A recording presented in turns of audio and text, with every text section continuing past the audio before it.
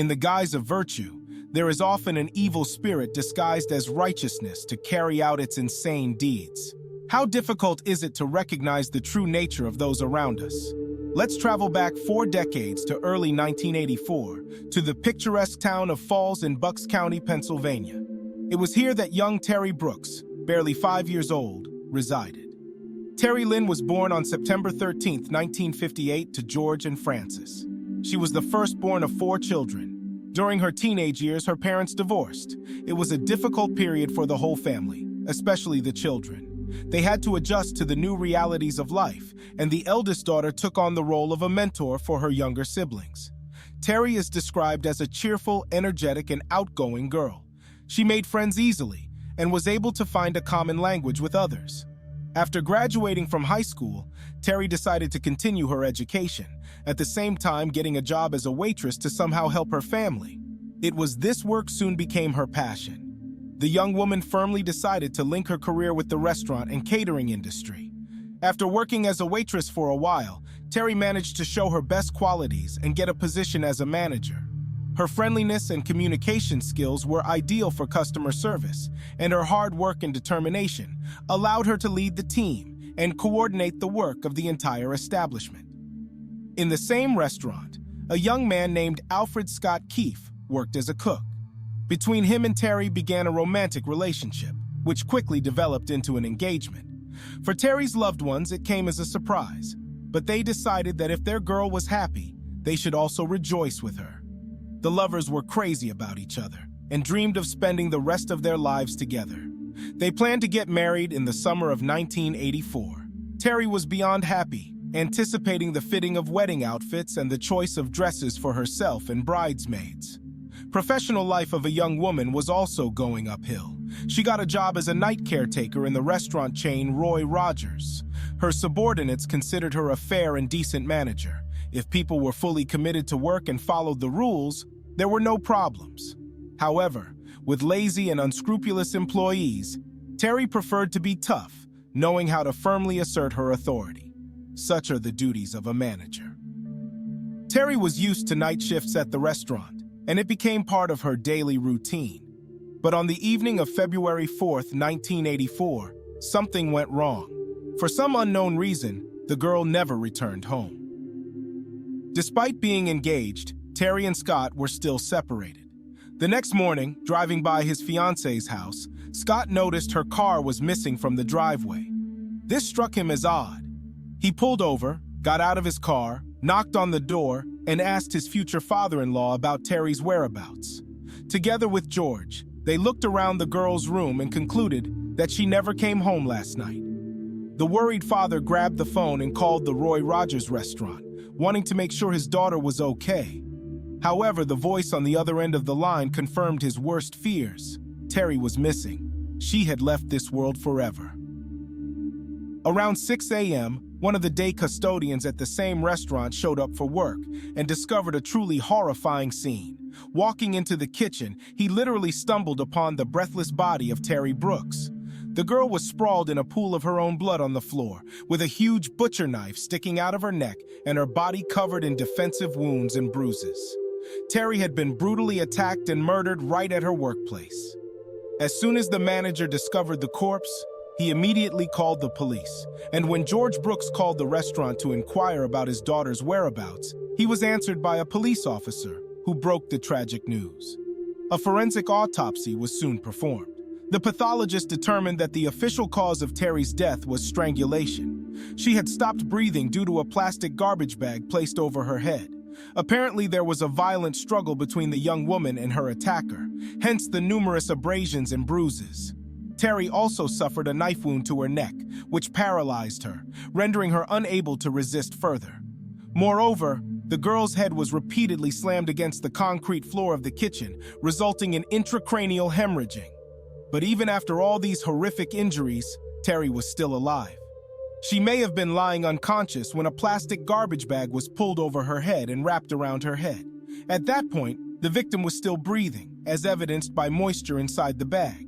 At the scene, police found Terri's shoes lying on the floor near the body. Presumably, the attack began at that location. The girl was wearing a winter jacket, Hence, everything happened when she was about to leave the restaurant in the evening sometime after midnight, when the establishment was closing.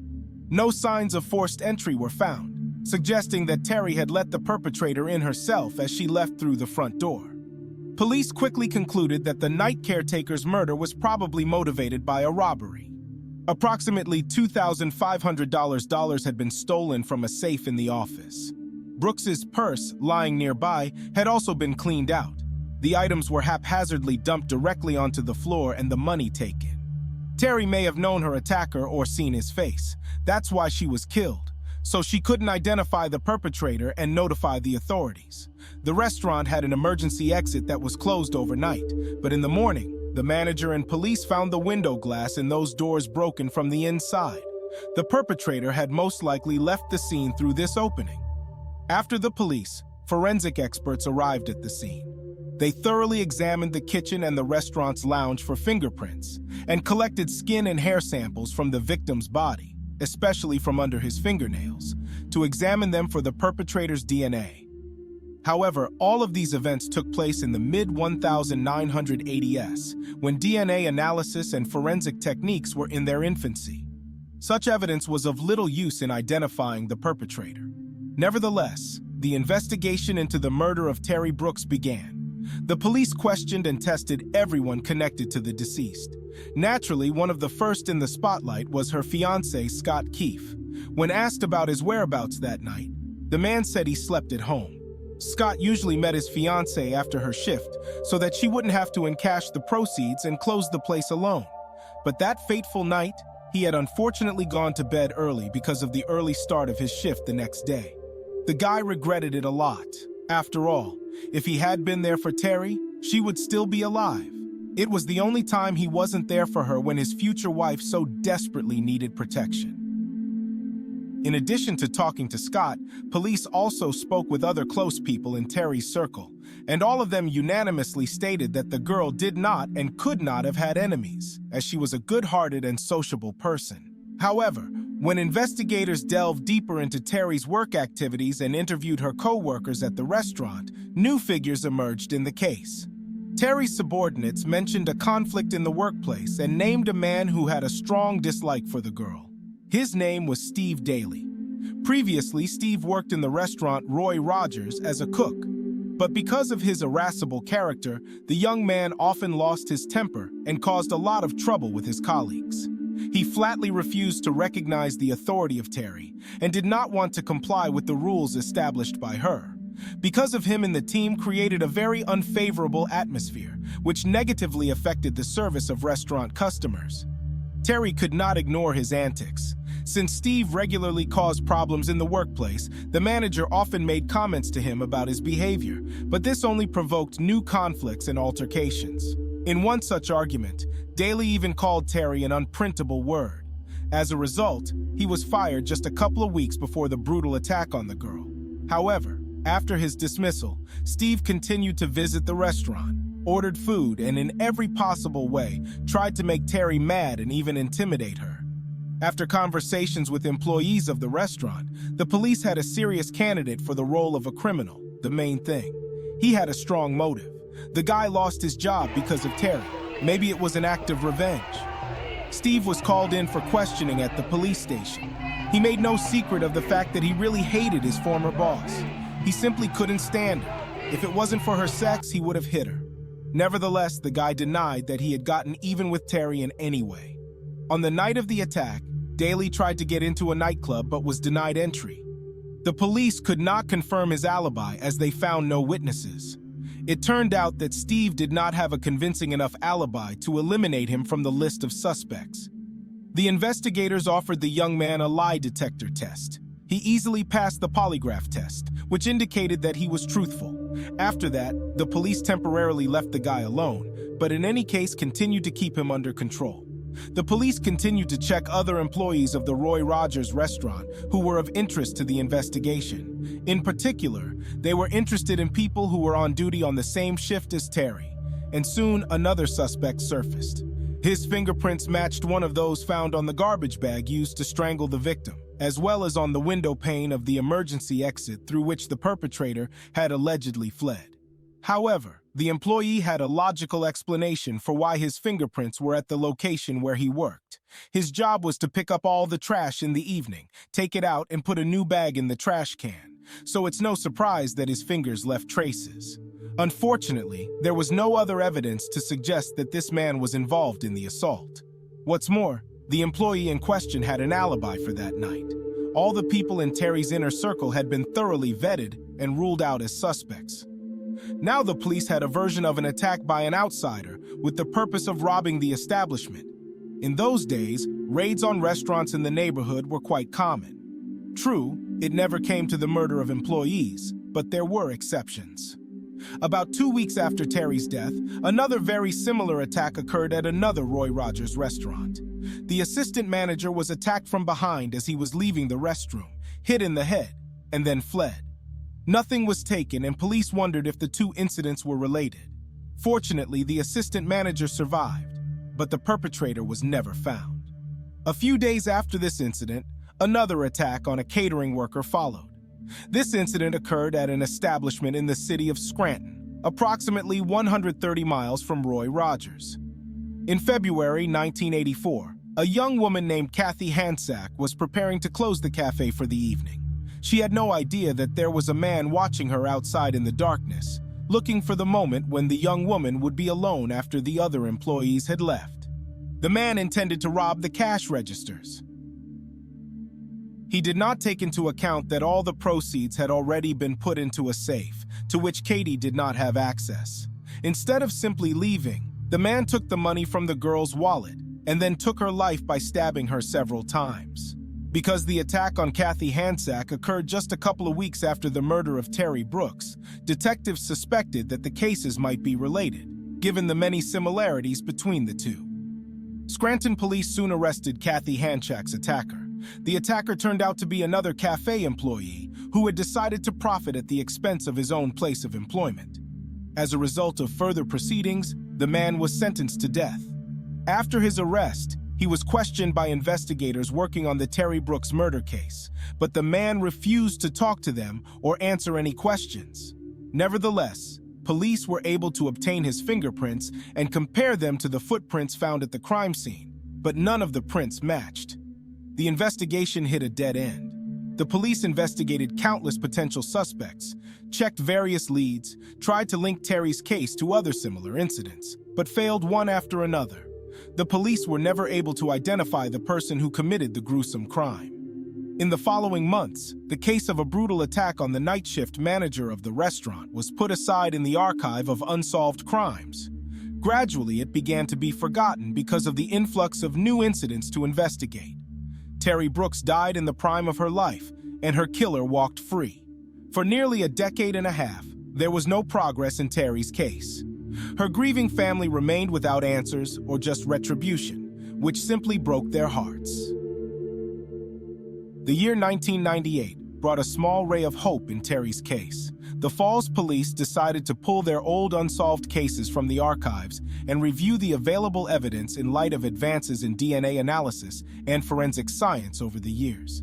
One such case turned out to be the 1984 attack on Terri Brooks. All physical evidence from that case was seized from storage and sent for forensic analysis. This included a kitchen knife found in the victim's neck and DNA samples taken from her body immediately after discovery.